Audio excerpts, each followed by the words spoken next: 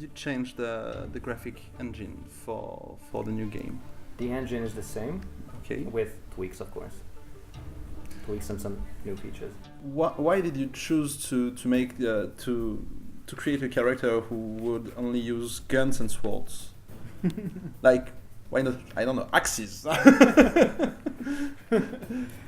First, I think it was when we decided to use a monster hunter. Mm-hmm. We had a fairly clear picture of him, and this was a guy in a large hat with a scarf, with a sword and with a gun, because that felt so stereotypical. But in the second part, we are going to have more available weapons in the game. So I'm not sure about the axes. It's not my weapon. It seems that there's going to be. I saw some concept art of crossbows, for example. So Nice. And Claymores. Hammers. Hammers. Oh. okay, I'm a bit behind on the on the weaponry. I know that there's going to be lots and lots of weapons in the second game. So yeah, you could say that we were working on this issue. Finally, we are going to have a properly equipped monster hunter. First game was multiplayer, and I guess the classes were really a nice bonus in the multiplayer, because the first time we played, it felt a little bit as if the Van Helsing family was going on a trip. Yep. And how did you rethink a little bit of the multiplayer mechanics with these new classes, and for the first game and of course for the second game? There are many new multiplayer modes, I guess you could say, in consideration. I'm not really allowed to go into detail in this regard yet. Snap. Well, Can I? yeah, why not? But we also have PvP now in the first game, so that is implemented with a patch. Okay. When we released the complete pack, then we added PvP mode. So now we have 2 multiplayer modes, co-op and. So in the second game we have co-op, PvP mode, and some something other more. modes that are not announced yet. Okay. Well. Let me just say that there will be more cooperative Okay. modes, multiplayer modes, and also PvP modes. Well, at least that's the idea, that's the consideration for now. What would your main inspirations be in writing the story of Van Helsing? Van Helsing or Van Helsing 2, because there is some difference. Yeah, but tell us.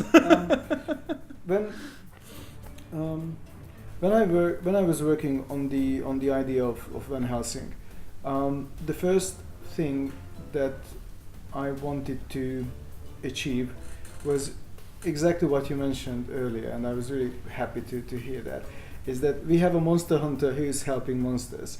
And the whole idea was the idea that the whole game was based on. And in order to twist a well-known trope or a cliche, you have to use these well-known tropes, which means that I was inspired a lot by classical Gothic novels like Dracula, or classic pulp stories with the larger-than-life hero coming into town and saving the day. We had some movies as inspirations.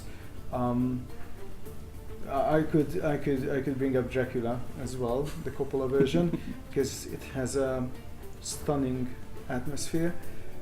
And well, there were all sorts of movies. It's really hard to remember, because when we felt that we are right on track, we also knew which kinds of movies or books or comics we would like to resemble. So we didn't use them as direct inspiration.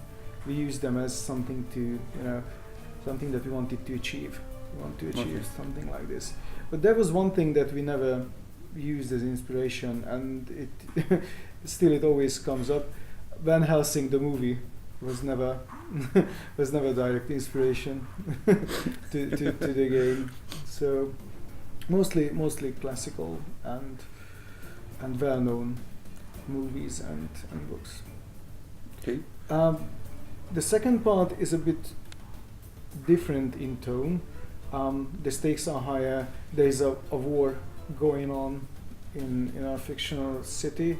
So this time we I wouldn't say that we had a direct inspiration. It's more like we wanted to achieve something that you can see in war movies, for example. That sense that there is an army moving in, that your heroes are in grave danger, and there are powers that go beyond simple monsters. That there are huge that there are huge forces standing in your way. So we wanted to capture that sense of heroism. Then you are the hero and you are standing against impossible odds, but still you will do it. The last question is more about you than the game. It's a question I like to ask people when I interview them. It's easy. Are you happy right now? Absolutely. It's funny you ask, because I think this exact question came up the other day in a conversation, and yes, I was really glad to say that this is the place where I want to be. I'm doing what I love to do. So yes, it's well, you could say it's a dream job, but it sounds a bit too much. So I will not say it. Yes, it's good to work here. It's good to work on with Van Helsing. Et oui, Rumley, comme moi, comme tout gorille-roll, est très très excité de jouer à The Incredible Adventure of Van Helsing 2. Ah mes souhaits. Rumley va te reposer. Ah, c'est bien. On vous a quand même donné beaucoup d'informations en 3 épisodes. Si vous ne les avez pas tous vus, le plus simple c'est vraiment que vous alliez sur gorille-roll. On a mis toutes les vidéos dans le même article pour que vous puissiez toutes les retrouver très facilement. C'est quand même beaucoup plus simple.